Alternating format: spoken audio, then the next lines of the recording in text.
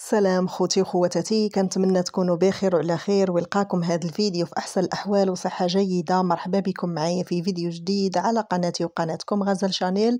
الا كنتوا زوار جداد للقناه فما تنسوش تضغطوا على زر الاشتراك وتفعيل الجرس باش تبقاو ديما توصلوا بجديد للقناه. لايك للفيديو فضلا وليس امرا، وتعاليقكم بخصوص الموضوع. والد الطالب أمين ضحية الدهس بوجده، ما نسمحش في حق ولدي لا دنيا ولا آخرة، فخليكم معايا باش تعرفوا التفاصيل.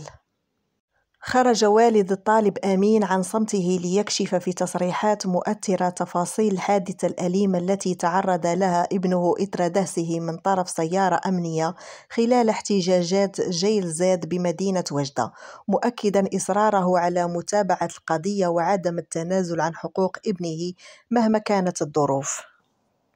وقال الأب وقد غلبته الدموع: ما نسمحش في حق ولدي لا دنيا لا آخرة، في إشارة واضحة إلى عزمه المضي قدما في المسار القانوني إلى آخره.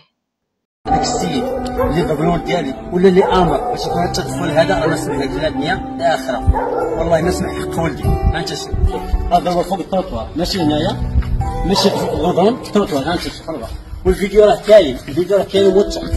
انا نقطع الوجه والزوجه الناس اللي كتعرف زعما فهمتني، اللي هو الولد ديالي هو طالب جامعي كيفهم هو الاخلاقيه وسوي عليه كاع الناس وخدام على راسو، ماشي شي واحد اللي فيه التبرز، يعني خدام على راسو. الحمد لله حاول يقرا داير كراسه، يعني في المجتمع يقرا وفي الثقه يخدم هذا الادوات.